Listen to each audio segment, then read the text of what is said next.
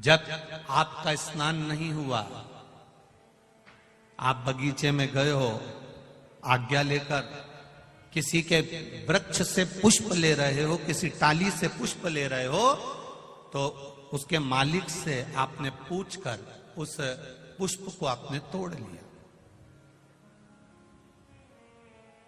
भगवान को समर्पित कर दिया।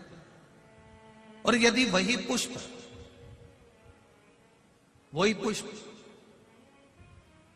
आप बिना पूछे, जिसका बगीचा है, जिसका पौधा है, जिसका पेड़ है, उससे तुमने पूछा ही नहीं, और तुमने तो सोचा हाओ सवेरे सवेरे कौन देख रहा है, फूल तोड़ा लिया और शंकर जी को चढ़ा दिया। तो शिव महापुराण की कथा कहती है ये पुण्यता का कार्य नहीं है, यह पाप कर्म की शुरुआत हो जाती है, इसमें सुख का अनुभव नहीं होता। थोड़ा आप लोगों को भले बुरा लग सकता है कि हम दूसरे के पेड़ से फूल तोड़कर ला रहे हैं, या तो आपको उस पेड़ वाले से हम दूसरे के बगीचे से पुष्प लेकर आ रहे हैं, या तो उस बगीचे वाले से हम दूसरे के यहां से पुष्प लेकर आ रहे हैं। उस पुष्प जिसके बगीचे से ला रहे हो, जिसके पौधे से ला रहे हो, जिसके वृक्ष से ला रहे हो, शंकर भगवान को फूल चढ़ाने का भी नहीं है आपके पास में, तो आप एक चावल का दाना चढ़ा दो, पर अपना चढ़ाओ। शंकर जी को अगर फूल चढ़ा रहे हो तो आप पहले सामने वाले से पूछो कि आपके बगीचे से मैं रोज फूल तोड़ सकती हूं, आपके यहां पेड़ से मैं आप पुष्प ले सकती हूं। अगर वो कह दे हाँ हमारे यहां तो लगे ही रहते हैं, तुम्हारा मन करा करे तोड़ लिया करो, तुम्हारा मन करे उतार लिया करो और भगवान को चढ़ा दिया करो, तो वो पुष्प जब आप शिव जी को चढ़ाओगे तो आपको जीवन में एक आनंद की अनुभूति होगी और आपके कार्य सफल होना प्रारंभ हो जाएंगे अपने आप। पर यदि हमने चोरी कर चुपचाप से जाकर पुष्प को चुरा लिया, बगीचे से निकाल लिया, और तुमने सोचा मैं भगवान का श्रृंगार करूंगी, मैं भगवान को सजाऊंगी, मैं भगवान का अलौकिक श्रृंगार करूंगी, तो उसमें पुण्यता का भाग नहीं आता महाराज, उसमें सुख का अनुभव नहीं होता है, उसमें आनंद का अनुभव नहीं। शिव जी पर चढ़ाने वाली वस्तु, शिव जी को समर्पित करने वाली वस्तु, शंकर भगवान को देने वाली वस्तु अपनी खुद की हो।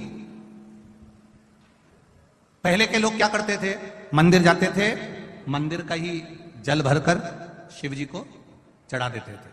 अब आप लोग मंदिर का जल लेते हो क्या? बोलो बोलो जम के बोलो जरा। नहीं लेते। कहां से लेकर जाते हो? अपने अपने घर से लेकर। कारण क्या है? वास्तु दोष होता है तो घर में होता है, पितृ दोष होता है तो घर में होता है, काल सर्प दोष होता है तो घर में होता है। घर के हंडे में से, मटके में से, परिंडे में से जब हम एक लोटा जल लेकर जाते हैं और शिव जी को समर्पित करते हैं तो अपने घर के सारे दोष अपने आप समाप्त हो जाते हैं। केवल जल समर्पित कर देने पर, केवल जल चढ़ा देने पर सारे दोष मिट जाते हैं, सारे दोष। भगवान शिव ओगरदानी, त्रिकालदर्शी, कैलाशी, अविनाशी, मेरा देव अधिदेव महादेव, करुणा करने वाला। फूल पंच पुष्प, शिव महापुराण की कथा है। फूल चढ़ाने से पहले फूल चढ़ाने का तरीका आना चाहिए। फूल चढ़ाने से पहले कौन से पुष्प आप देने जा रहे हो, वो फूल कहां से लेकर आए हो, उसका तरीका आना चाहिए। भले आपके पास में पुष्प नहीं है, आपने मंदिर कई पुष्प चढ़ाया, तो उसका भी तरीका आना चाहिए। कोई जरूरी नहीं है कि आप नए नए भजन का निर्माण करोगे। आप दूसरे का भी अगर भजन गा रहे हो तो उसको भी गाने का तरीका होना चाहिए।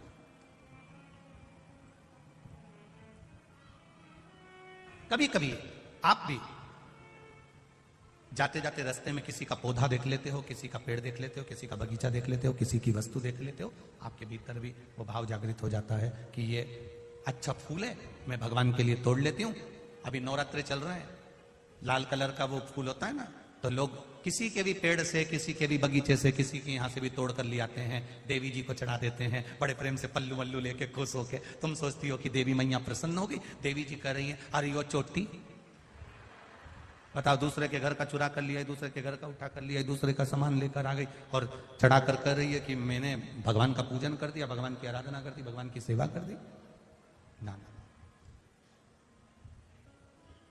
जिसे अपने घर का एक लोटा जल लेकर जा रहे हो, अगर किसी के यहां तुमने पूछ लिया कि हमें आपके बगीचे का फूल ले जाएं, वो आज्ञा दे दे तो ले जाओ।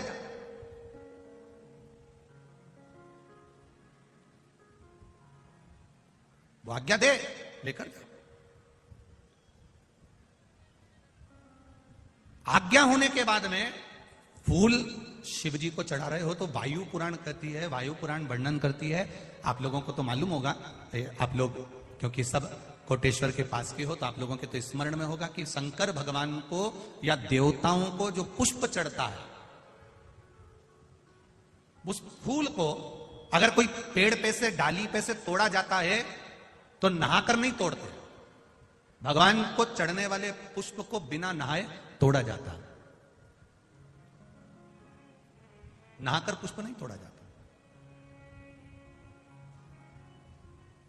कितने लोग हैं जो बगीचे से फूल तोड़ते होंगे तो नहा के तोड़ लेते होंगे, और कितने लोग हैं जो बगीचे से पुष्प तोड़ते हैं तो सुबह सुबह उठे, मंजन आदि करा, हाथ पैर धोया, बगीचे में गए, डाली पे से फूल तोड़े और भगवान को समर्पित करे। वायु पुराण, वायु पुराण का शब्द करा है, भगवान को समर्पित होने वाले पुष्प जब आप तोड़ते हैं, लेकर आते हैं, और पुष्प का एक नियम है, पुष्प धोया भी नहीं जाता। पुष्प को पानी में धोते नहीं, जैसा डाली से मिला है बस उसको लिया, रख दिया।